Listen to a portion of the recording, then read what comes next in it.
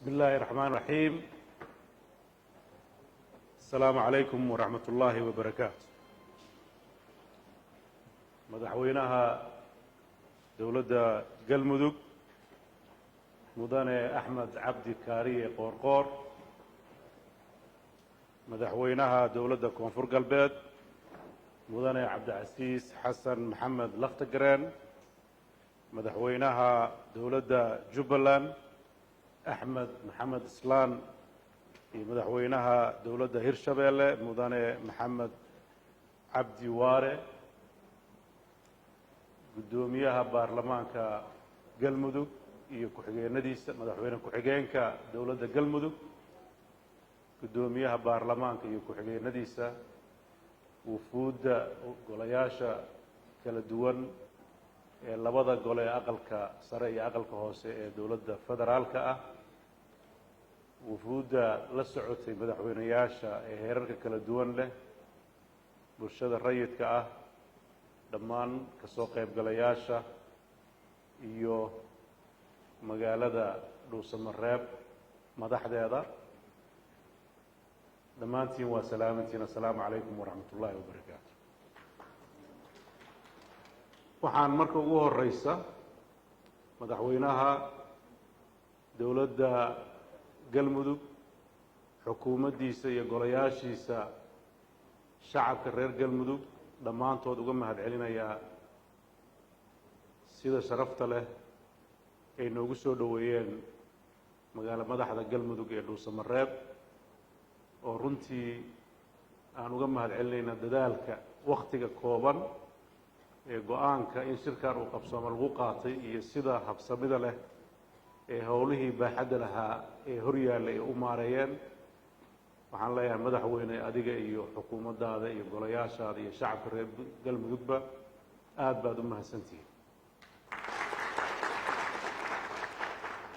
sidoo kale waxaan u mahadcelinayaa madaxweynayaasha dowladaha xubnaha ka ah dowladda federaalka ah iyo wufuuddii la socday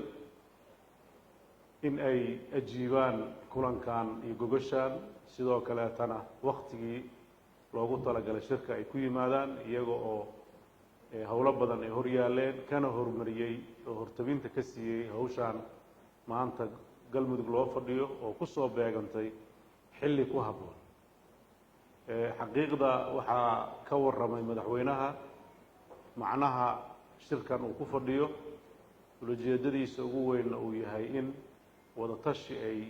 sameeyaan dowladaha xubnaha ka ah sida dastuurka uu farayo, iyaga oo ka tashanaya sidii ay kaalin uga qaadan lahaayeen waajibka guud ee ka saaran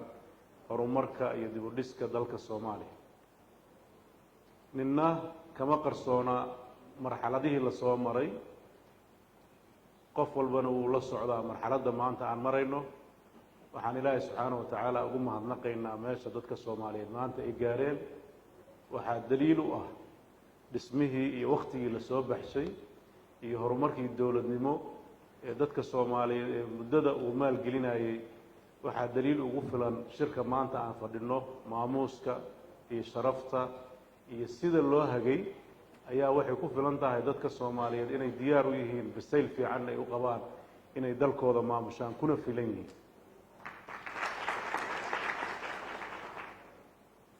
magaaladan oon ognahay in magaalo muddo badan khilaafaad siyaasadeed uu ka jiray, kala aragti duwanaan ay ka jirtay, ay tahay magaalooyinka marka la fiiriyo magaalooyinka Soomaaliya xagga dowlad dhiska ugu dambeysay. haddana dhismuhu daaraha iyo ma aha guryaha dhismuhu waa dadka, dad la dhisay baa jooga oo awood u yeeshay in ay maareeyaan howlaha guud ee qaranka iyo toodaba. aad baan uga mahadcelinayaa xukuumaddan dhisantay. waxaan ugu mahadcelinayaa hogaaminta madaxweyne Axmed iyo siyaasiyiinta la garab istaagay inay marxaladdan cusub ay gacmaha isqabsadaan. waxaan si gaara galmudug ugu mahadcelinayaa dadaalka ay u galeen inay tooda xalliyaan, dariskooda oo Puntland ay wada hadal iyo wada xaajood la galaan, gogoshii qarankana ay dhigaan. intaasba waxay muujinaysaa in ay yihiin dad u taagan inay qayb ka qaataan horumarka dalka ee maanta la tiigsanayo.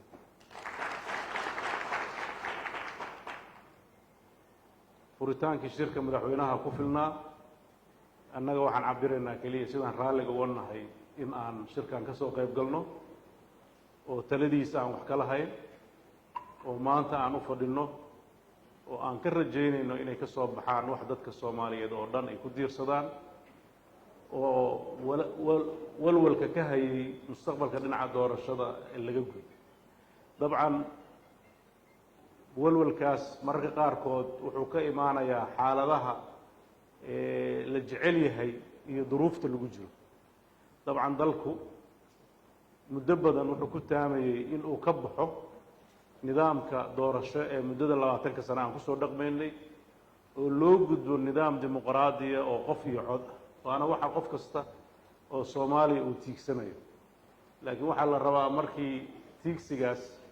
waqtigu soo dhawaado ay u muuqato in la xaqiijin waayo talaa la rabaa in la isugu noqdo oo hadda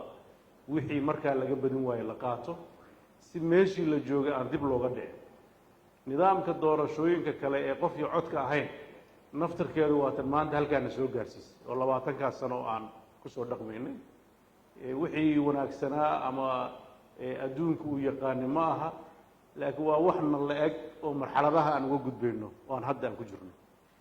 waxaan u baahannahay marka dadka oo Soomaaliyeed oo dhan madax iyo shacabba inay mar walba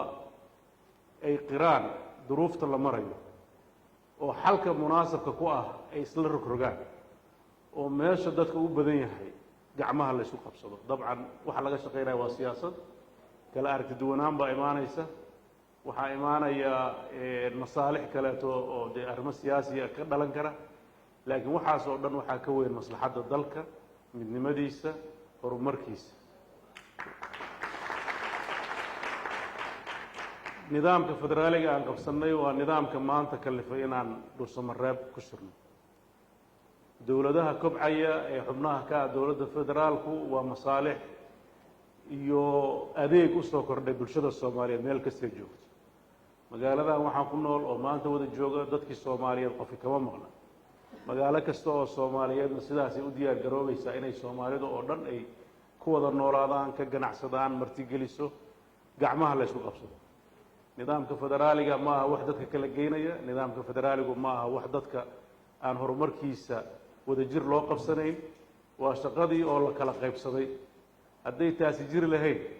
maanta markaan Axmed Qoorqoor halka ugu nimaano hadda gacantaan ku dhigi lahayn oo shaqadaan la qabsan lahayn waxaan quruxda badan ma soo baxeen waayo wixii la isla wada maamulo foolxuma ka soo baxda marka waxaan rajaynayaa kala qaybsanaanta dowladaha ee dowladda federaalka iyo dowladaha xubnaha ka ah waa wax iskabaya waa shaqooyin ay la isu qabanayo ugu dambeynna loogu adeegayo bulshada Soomaaliyeed oo horumarkeeda iyo mustaqbalkeeda iyo aayaheeda wax loogu qabanayo waxaan ku faraxsanahay kaftankaba aan ku dareen meeshii federaalka lugta laga heli jiraa maanta fadhinaa marka waa horumar weyn oo la gaaray taasi waxay daliil u tahay dalka Soomaaliya 30 sano inuu gadaal ka tuuray annaguna waa aqbalnay waana ku taageeraynaa waxaan rajaynayaa nidaamkaas quruxdiisa waa la arkay waxaa qurux ugu filnaa madaxweynuhu marka uu tuurka ku maray ama uu kormeerka ku maray deegaanada Galmudug wixii uu kala kulmay oo quruxda badnaa oo annaguna aan ka dheehanayna idaacadaha iyo telefishinada wanaag badan dad u heelan dadkooda ogol dad israba dadka haddaan loo tegin waa la isaga warramaya waxa kaliya Soomaali daawo ah waa inay isu timaadaan wada hadasha aan wada hadalno waa aan heshiino waxaa daliil ugu filan Soomaalidu meelaha qaybtooda inay weli ka dhiman tahay kulankeenii ugu dambeeyay ee aan gaalkacyo ku yeelanay anaga iyo dowladda Galmudug isbuuc ka hor howlo badan oo Galmudug laga waday waxa lagu guuleystay dariiqyo 30 sano xirnaa in la furo dadka Soomaaliyeed haddii runtii isku sheegeen wax ka xumo been isku sheegayaan mararka qaybtooda waxaa moodaa waayadan dambe in dadka la ismarin habaabinayo waxaan aaminsanahay Soomaali waa kala shakisantahay weli waa xaqiiqo jirta waxa kaliya ku xalin kartana waa inay aqbasho inay wada hadlaan oo isxaliyaan oo hore u socdaan uusan been isu sheegin siyaasaddan la iska daba wareegayo waxaan ku talin lahaa anigu in laga baxo dalkeenna waa ku filannahay dadkiisu dalkeenna waa ka badan yahay degaanadeennu nolosha hadda ay ku nool yihiin waxay nagu noqonaysaa dembi waad og tihiin dalkii meelo yaryar baa ka iftiimaya dalkii diba dhac weyn baa ka jira dadkiisii adeegyadii aasaasiga ama haystaan noloshii aasaasiga ahayd ay ahayd tacliinta iyo caafimaadka iyo horumarka intii la iska daayo xataa rucbi bay ku nool yihiin iyo baqdin nabadgelyo ma haystaan mas-uuliyad weyn baana saaran waxyaabaha mararka qaybtood aan fiirinayno aan dhib iska dhiganno dalkan qof kastoo madax u noqdo hadduu qaanuunka iyo nidaamka ku shaqaynayo dee hawsha waaba lala qabanaya waa sahlanta haddii madaxda inta hadda uu madaxweyne qoorqoor gartay markii uu talada ku guulaystay war tartankii waa dhammaaday kaalay aan wax wada qabsanno intaa hadday dhacdo oo maalintii tartanka uu dhammaado kii waagi muxuu ii fiiriyey iyo xaggee iga jiray iyo halkaa la galo haddee hadalka fiican oo ayaantan waqooyi ka soo baxo ila meeraysadaa lagu dhammaysanaya waqtiga mana la kala badinayo runtii ninba ninbu dawada haysanaya marka waxaan qabaa inaan hore eegno een dib aanan eegin waa mahadsantihiin waxaan rajaynayaa shirkani inuu noqdo shir taariikhi ah waxaan rajaynaynaa in uu najixidiisu uusan ahayn shirkan iyo waxa ka soo baxeen najixintiisu ay tahay dadka soomaaliyeed ay siday u qaataan waxaan aada u rajaynayaa dhammaan madaxda dowladda federaalka oo halka fariin uga dilayaa shirkan waa shaqo madaxda dowladda federaalka loo qabanayo waa dowladihiinnii aada madaxda u ahaydeen waa dalkiinnii dadkii mas-uulkeeniga ahaa waxa ay ka hadlayaan waxa weeye waa howlo ay rabaan inay inii fududeeyaan sidii dalka uu horey ugu socon lahaa waxaan ku rajo weynahay in dalku doorasho wakhtigeeda ka dhacdo si nabada ku dhacdo natiijo lagu wada faraxsan yahay oo lagu qanacsan yahay ay ka soo baxdo dalkuna uu marxalad labaad ugu gudbo midda quruxda badan ee qof iyo codka ah waynu gaari doonaa haddii ilaahay idan ka dhigo laakiin maanta ma bilna mar haddaysan bilnayn wixii aan ka badin weyna aan ka tashanno aana aqbalno wixii aa haysatid baa la iimaansadaayo wixii aan kari karno aan iimaansanno hadba inta aan kari karno waxaan ku rajo weynahay ambishanka badan oo runtii sida caalamku nala jecel yahay waa tixgelineynaa laakiin tabarteennaan guuraynaa haddii ilaah idan ka dhigo waxaan beesha caalamka aan halka runtii uga dirayaa baaq oon ugu mahad celinayo muddadii dheerayd siday dadka soomaaliyeed u garab taagnaayeen siday qayb ugu ahaayeen siday dadka soomaaliyeed cagahooda ugu istaagi lahaayeen taageerada joogtada ah waan uga mahad celinaynaa sidoo kaleetana waxaan aada u rajaynaynaa annagaa ka xog ogaalsana wixii aan ka badin weyno inay nagula qancaan oo inagu garab siiyaan waxaa mararka qaarkood siyaasadda soomaaliya wareeriya dana kala duwan iyo aragtiyo kala duwan oo aan dadka soomaaliyeed keliya ku koobnayn ee dana dhinacyo kaleeta ka yimaado waxaan rajaynayaa dadka soomaaliyeed inay walaalahooda iyo saaxiibadooda waxay tarayaanna ay yaqaanaan waxa iyaga ay kala mudan yihiin oo istarayaanna ay u caddahay waxaan runtii jeclahay inaan baaqka kaleeto u diro dadka soomaaliyeed meel kastay joogaan filashada ballaaran ee galmudug laga filayo galmudug waxa laga filaayo ninkii galmudug yaqaan wuu yaqaanaa waa dad wax walba kara wixii hore ay sameeyeenna wax fiicanna waa karaan hadda waana ka sugaynaa insha allah aad baan ugu kalsoonahay kartida iyo dadaalka markii hadda shirka la qabanaya waxaa la lahaa war dhowr maalmood ma ku qaban karaa galmudug waxaa yar dhowr maalmood waa ku badan tahay gelina ku filan waana muuqataa maanta waana ka rajaynaynaa waxa ay qabteen iyo wax ka badan oo wanaagsan inay qabtaan aad baa u mahadsantihiin wassalaamu calaykum waraxmat ullahi wabarakaatu